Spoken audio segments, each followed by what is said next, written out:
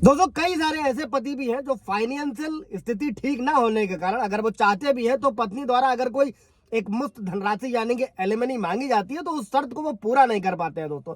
और उन्हीं के लिए हाई कोर्ट ने एक नया रास्ता निकाला है दोस्तों, और इसमें रुपयों के लिए कई साल तक चलने वाली जो बेवजह की मुकदमेबाजी होती है दोस्तों, उस पर लगाम लगेगी। दोस्तों जय हिंद, नमस्कार, मैं एडवोकेट आशीष मिश्रा। लाइक कर दीजिएगा, शेयर कर दीजिएगा, सब्सक्राइब कर दीजिएगा ताकि ये इन्फॉर्मेशन और लोगों को मिल सके दोस्तों, और लोग भी इस जजमेंट का लाभ अपने मामलों में उठा सके और हाईकोर्ट का रुख कर तलाक और ऐसे झूठे 498 दहेज के मुकदमों से बाहर निकल सके दोस्तों।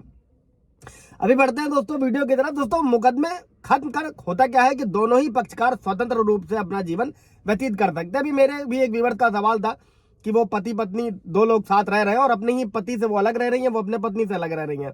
तो कई सारे सुप्रीम कोर्ट के जजमेंट है, इस वीडियो में आप लोगों को क्लियर करूंगा दोस्तों कि अभी हाई कोर्ट के आदेश से 9 साल से दोस्तों पति पत्नी के बीच में जो चल रही मुकदमेबाजी थी उसको खत्म किया गया दोस्तों। आदेशानुसार पति को ताउम्र पत्नी को 20,000 रुपए मंथली गुजारा भत्ता भी देना होगा दोस्तों।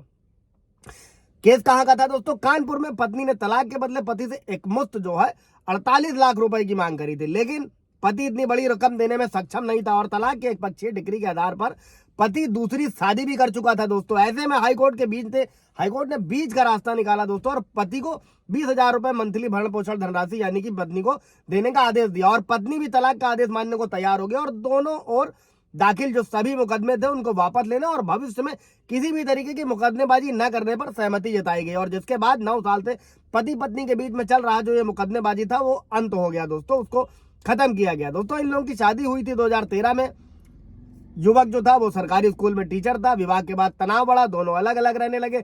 पति ने साल 2016 में कानपुर में तलाक का मुकदमा दाखिल किया तो पत्नी ने 2017 में पति के खिलाफ जो हमेशा होता है 498 है दहेज उत्पीड़न और भरण पोषण मेंटेनेंस के लिए 2 मुकदमे दाखिल कर दिए, और तलाक के मुकदमे में पत्नी के हाजिर न होने पर पति को 2018 में फैमिली कोर्ट से एक पक्षीय डिग्री मिल गई। ये होता है कि अगर आप जो दूसरा पक्ष उपस्थित नहीं होता है तो एक पक्षीय डिग्री पारित कर दी जाती है दोस्तों। और पत्नी द्वारा दाखिल जो भरण पोषण बात था उसमें जब पति ने तलाक की डिग्री दाखिल करी तो पत्नी को इसकी जानकारी हुई दोस्तों। अभी इस केस में क्या था दोस्तों कि तलाक होने के बाद पति ने दूसरी शादी कर ली, उसे 2 बच्चे भी हो गए। वहीं पत्नी को जब तलाक की जानकारी मिली तो उसने कानपुर में फैमिली कोर्ट में एक पक्षीय आदेश को खारिज करने के लिए अर्जी दाखिल करी दोस्तों, जो 2024 में भी मंजूर हो गई दोस्तों। और 6 साल देर के बाद में दोस्तों क्या हुआ, इस आदेश के खिलाफ पति हाई कोर्ट चला गया और हाई कोर्ट ने मामले को देखा तो एक बहुत ही विषम परिस्थिति थी दोस्तों। एक और पति दूसरी शादी कर परिवार बसा चुका था तो दूसरी और पहली पत्नी को भी जीवन गुजारने के लिए आर्थिक मदद की जरूरत थी, और पत्नी ने एक मुश्त 48 लाख रुपए की मांग करी दोस्तों, लेकिन पति देने में सक्षम नहीं था और पति ने पत्नी को जीवन भर लाइफ टाइम 20,000 रुपए भरण पोषण का प्रस्ताव रखा दोस्तों, और दोनों पक्षों में सहमति भी बन गई दोस्तों। और सहमति के बाद में दोस्तों हाईकोर्ट ने जो जीवन भर के जो था उसके आदेश पारित कर दिया दोस्तों। और पत्नी ने पति के खिलाफ जो केसेस थे भरण पोषण दहेज उत्पीड़न मारपीट घरेलू हिंसा पत्नी के जीवित रहते दूसरी शादी करने के आरोप में 4 मुकदमे और दर्ज कराए थे। इसके अलावा तलाक का एक पक्षीय आदेश खत्म करने के लिए भी मुकदमा चल रहा था और हाई कोर्ट ने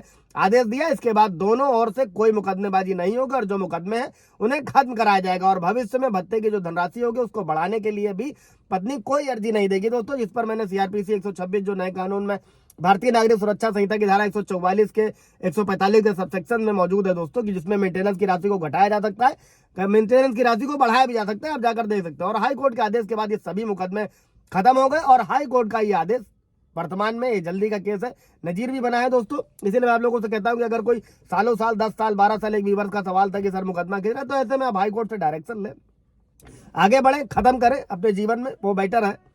कोई सवाल जो होगा कमेंट में पूछिएगा, अपॉइंटमेंट भी बुक कर सकते हैं आप। Thank you.